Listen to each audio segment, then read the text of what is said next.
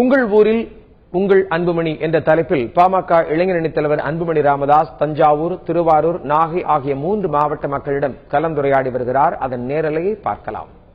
உண்மையா இருந்தா அங்க இருக்கிற விஏஓ எஸ்ஐயும் சஸ்பெண்ட் பண்ணிடுவோம். அன்னைக்கே சஸ்பெண்ட் ஆகும். அங்க இருக்கிற டிஎஸ்பி எஸ்பிக்கும் பிளாக் மார்க் கருப்பு புள்ளி வைப்போம். கருப்பு புள்ளி வச்சாலே அவங்க ப்ரமோஷன் பாதிக்கப்படும்.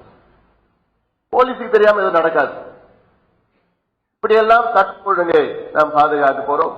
அப்படி அந்த தீவிர குடிநோயாளிகள் இருப்பாங்க, அவங்களுக்கெல்லாம் மீட்பு மறுவாழ்வு மையம் அரசு செலவு பண்ணி அவங்க 1 மாசம் 2 மாசம் 3 மாசம் அவங்களுக்கு வச்சு குணப்படுத்திட்டு வீட்டுக்கு அனுப்ப போறோம்.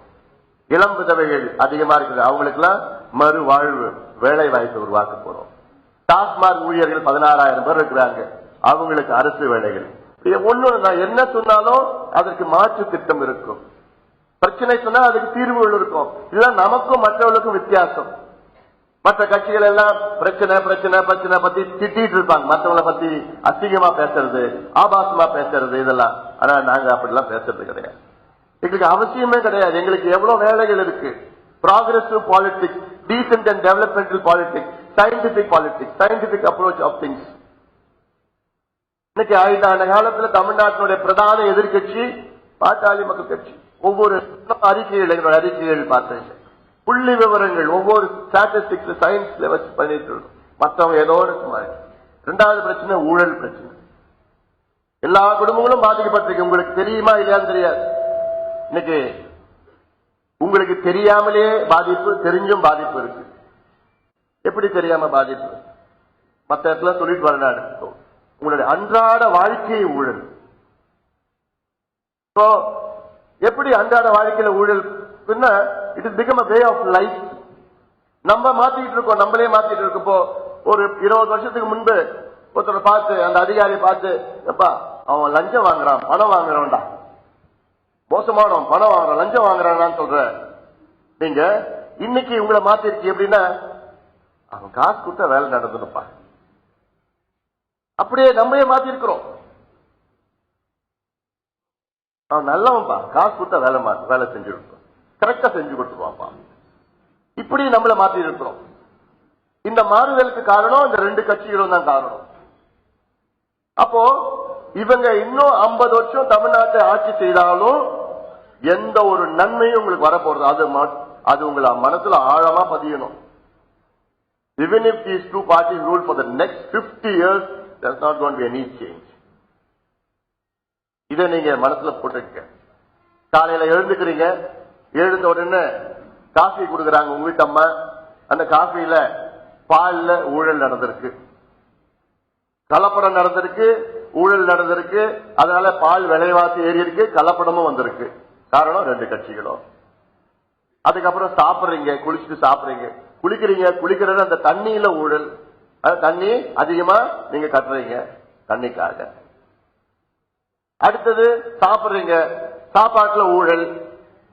இட்லியோ தோசையோ சாப்பிடுறீங்க, அதுல அரிசியில ஊழல் நடந்திருக்கு, தரம் கிடையாது, ஊழல் நடந்திருக்கு.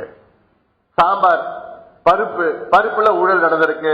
55 ரூபாய் பருப்பு 5 வருஷத்துக்கு முன்னாடி இன்னைக்கு 180 ரூபாய் விலைவாசி ஏற்றிட்டாங்க. ஏன்னா அதுல ஊழல் நடந்திருக்கு. வேலைக்கு போறீங்க, வேலையில சில பேர் பஸ்ல போவீங்க, பஸ்ல போனா சீட்டு இருக்காது, ஜன்னல் காத்து அல்ல, இன்னும் ஜன்னல் இருக்காது. மழை காலத்துல பஸ்ல போனா கொடைய உள்ள பிடிச்சிட்டு போனோம், தண்ணி இருக்கும், டயர் இருக்காது, நின்று போயிடும்.